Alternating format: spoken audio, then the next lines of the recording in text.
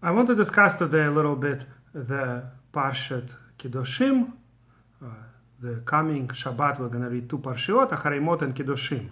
And in Parshat Kedoshim in particular, it's one of the three weekly readings that have a lot of mitzvot, and in particular have a lot of mitzvot, Ben Adam Lechaviro, between people. For instance, the famous phrase, love your fellow as yourself, is in this week's Parsha, and many other mitzvot. And I wanted to discuss a somewhat similar mitzvah, Hocheach Tochecha et amitecha.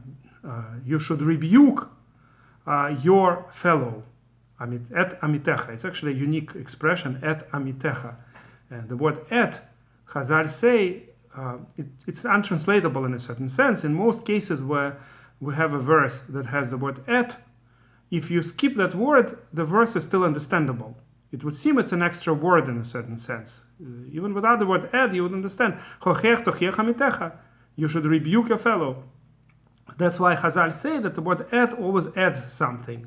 The reason the Torah uses this word, you could view it as a kind of pointing to something, as a kind of arrow pointing to something. Et amitecha. You should rebuke who? You should rebuke et your fellow. But what is et here? What does it add exactly? What is the additional meaning of this word in our particular case? I'll get to that in a moment. First of all, this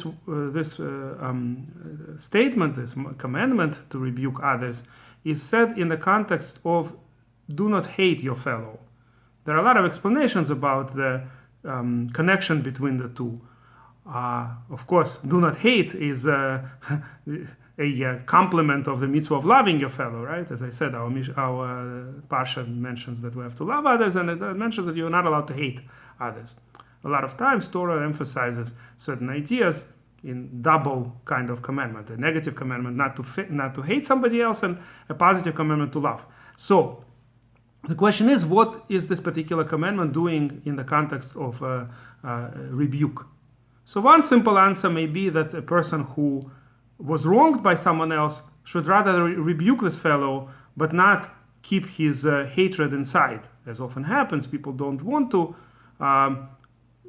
talk to that person, and they just keep their resentment and hatred, and instead of rebuking, they just keep it inside. So that's what the Torah says: do not hate your fellow, and if in fact your fellow is wrong in something, you should rebuke him.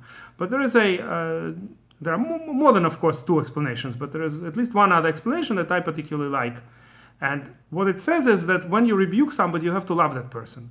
Very important principle. In order to try to influence somebody else, first imagine that you like this person. You really like this person. Only then you could try to rebuke. If you're going to rebuke out of hate, it's never going to work.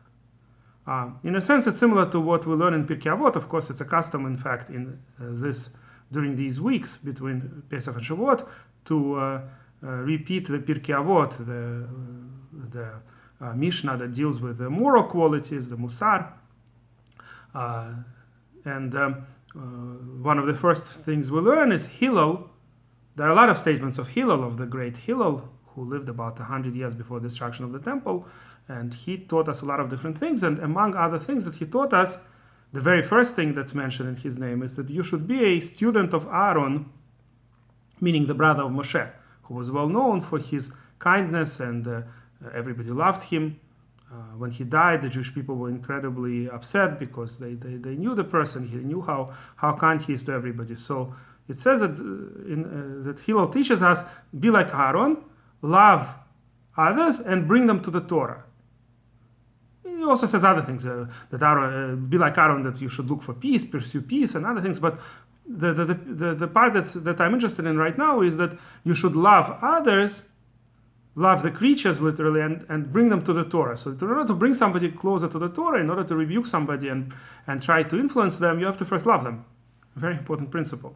So that's why the Torah first says, do not hate your fellow in your heart. And then it says, Hocheach Tochecha et amitecha. You should rebuke your fellow. But why did it say et amitecha? Well, first of all, amitecha here means somebody from similar to you in a certain sense, from your people, right? Amitecha, your people. So one of the interesting things I saw in a book called Ateret HaMikra is that even a simple person who is not a big rabbi, not somebody very influential, who is not known to be a big tzaddik, he should still try to rebuke others when he sees they're doing something wrong. That's why it says eta mitecha.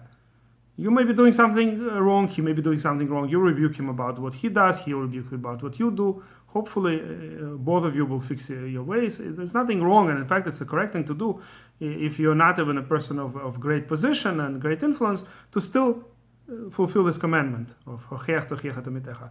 Moreover, the word add, as I said, usually adds something. So what does it add here? The same book brings the idea that it adds yourself. Right? You should chastise yourself first. Make sure you can fix these things. I think what it can additionally mean is the following, that when you try to rebuke somebody, the best and the most powerful method is if you admit that you also have this issue. You say, well, I also used to make a mistake about this and this, and really we're supposed to do like that.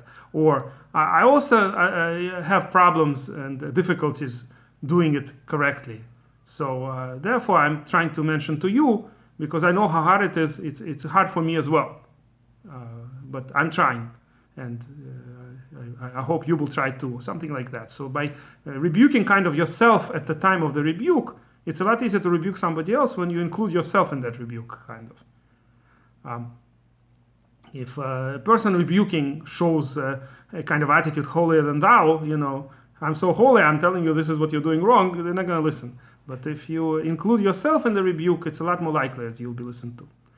So that's a few of the ideas that I want to share with you, and hopefully B'nai I'll make more shurim on this parsha. It's very easy to make shurim on Parshat Kedoshim. Basically, almost any verse in the 19th chapter of the book of Vayikra, almost any verse there can become an easy trampoline kind of to discuss certain moral ideas, because there are just so many interesting and useful commandments that help society function, help people live in peace with each other. And if you like this video, please press like and please subscribe to our channel.